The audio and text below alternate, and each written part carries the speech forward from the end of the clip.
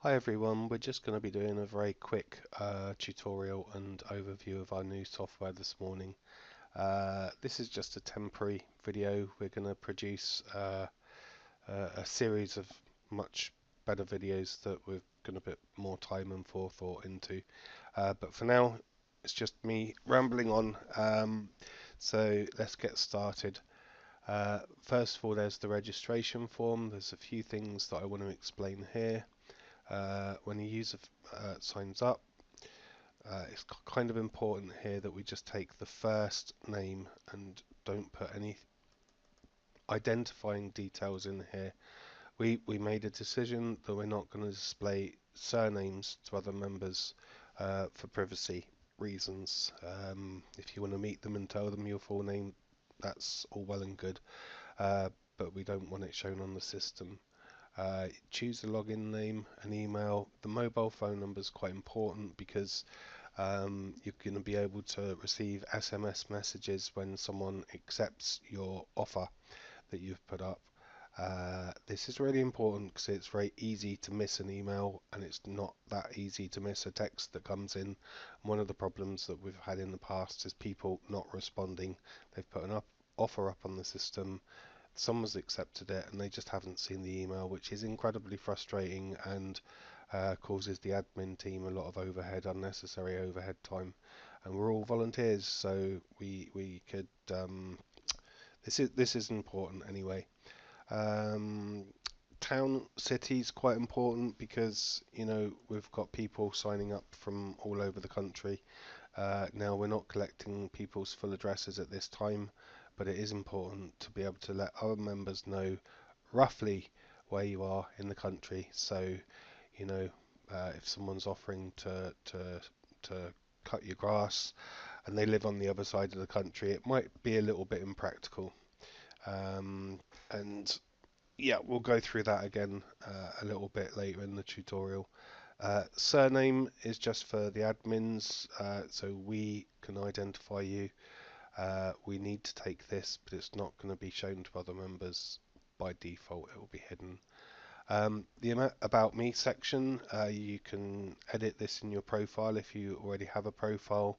Just a little something about yourself and a generalization of maybe your ideas of what you can share with the time banking community. Some people won't want to offer their main profession, on the time bank. They might just want to help out their neighbours. But if you do want to offer a bit of gardening or a bit of plumbing, or help your neighbour out, whatever you want to do, the list is endless. It'd be nice to write just something here. Now, we've got the references. We're collecting 2 references from everyone. This is actually, we're finding quite off-putting for some people. But A, we are required to do this by the charities regulator. And B, from our experience, you know, we want to keep our members safe. And I don't think it's a big ask just to say, hey guys, do you have 2 people that can vouch for you? So name, email address, and phone number. Name, email address, and phone number. Do you consider yourself vulnerable? This is important because if you're going to be exchanging where there's children or vulnerable people involved, you will need to be Garda vetted. That's the law. We have to follow it. Most of the exchanges that are going to be done within the time bank, you will not need to worry about Garda vetting. Date of birth, this is just so if you call us and we don't know who you are, uh, data protection, we can identify that you really are who you say you are. We're dealing with your time credits here and we want to keep them safe. How did you hear about us? This is really, really helpful information for us, so I'd appreciate it. We would appreciate it if you just put in, Google or whatever. Please upload a profile image. Okay. This is really important as well. If you can't do it here, just get in touch. If you can do it here, brilliant. If you've got another member turning up on your doorstep to do an exchange, you're going to want to know, you know, who they are and be able to recognize them. So if you're watching this video and you haven't uploaded a profile image yet, please do so or get in touch. You can email us a photo, we can do it for you. And that's really it. Login password, blah blah blah. I consent to my data being recorded and agree with our terms. Please make sure you read every word of the small print. Thank you. You've got to put in this little uh, sequence of numbers and letters here. If you can't read it, you can ask for a new one, submit, and that's the application form done. So, that being said, you will not be able to log into the system until an admin has processed your application for membership and you have been approved. So, on to the next part of the tutorial. I'll try and make this as easy to understand as possible. Just want to reiterate, this is a temporary video while we're getting ourselves sorted. We're going to be producing much more well thought out videos. Anyway, for today's purposes, I've got two browsers open here. In Firefox, I've got Jasper, and in Microsoft Edge, I've got Jade. She's just shown up as Hampton here. Okay, so excuse me, very briefly. Okay, this is the home page. Some of this wording might change, some of these icons might change. The software is very, very new. I'm not going to go too much into this because it's quite self-explanatory. Time credits. This is a record of what's been done and some information up here. What I will do is just show you here payments, payment to user. You can do a quick search. Now we know Jade's surname is Hampton, so if you've wanting to pay someone, you just need to know what their username is. So I'm going to put in Hampton, and you can see that it's already populated with Jade because there's only okay. So we want to pay Jade one time credit, and we can just put in a remark here, submit, and confirm, and then Jade's been paid. That's the simple way to use the system. Okay. Members, I'm not going to click on here because this is a public video and I don't want to show the world photographs of all of our members' faces. So anyway, if you go into members, you'll be able to see a list of all our members. You'll be able to click on them, see their bios, see what offers and requests that they've got, and so on and so forth. So what I am going to do now is Jasper is going to click on offers and requests. Okay, now there's a little note here that's quite self-explanatory. Some of these links are going to be empty, so we don't want people going around clicking on all these empty links. We're still trying to populate the system, so there is this little button here that just says list all posts. Now we can see Jade here has put up a test offer, so I'm just going to accept it. And there's a big sign here. We just wanted to make it nice and obvious. This exchange has been initiated. Click on the animated icon at the top of the page to proceed. The tiny animated icon. Now this might change. But a lot of people would have missed this, so we kind of made this in your face, so you can't. So click on the animated icon. Proceed with exchange. Proceed to make the exchange. Okay, now I'm just going to say that I'm in Clon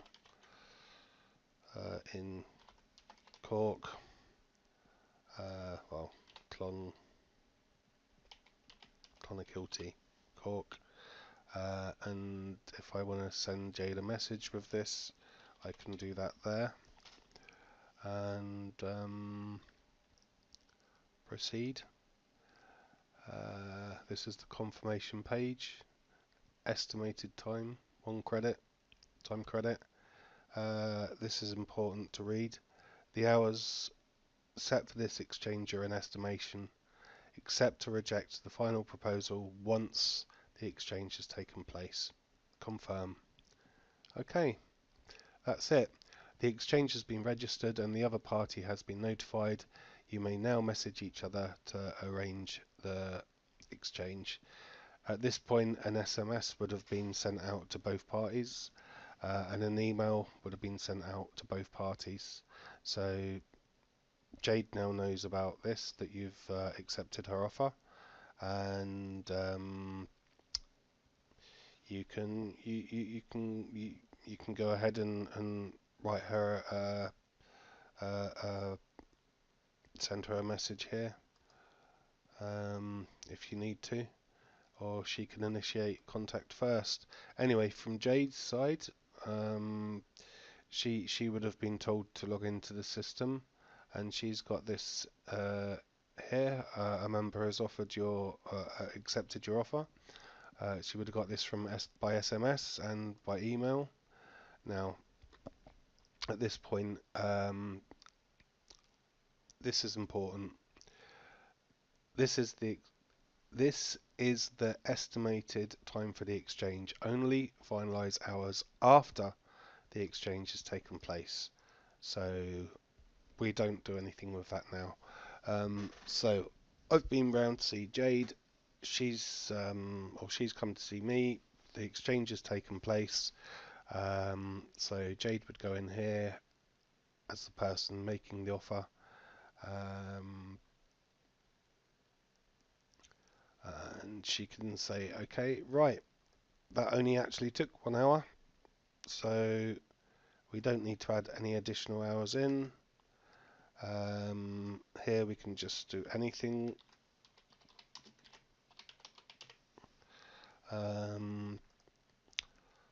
Fulfillment time, we really don't need to worry about that for the purposes of this video. Or there might be a situation where Jade thinks, well, actually, that took a bit longer than expected. So it took 2 hours, so I'm going to put in an extra 1 hour here, and Jade's going to accept that. And any remarks there? Now, again, SMS messages will go out. Jasper just got an SMS message saying your exchange time has been set by the member who offered the exchange. Please log in to see the notification and confirm or reject. So we're going to go back into Firefox here for Jasper. Click on the notification here. That's what I just read out to you. So Jasper's going to say, yeah, I'm happy with that. It did actually take 2 hours, so everything's good with me, and accept. And that's it. The exchange has been finalised. Jade's been paid, and that's it. Job done. Okay, so like I said, this was just a bit of a temporary tutorial, just so that there's something up there for people to see. Our membership coordinator Mary is going to put together a series of videos that have been much more well thought out.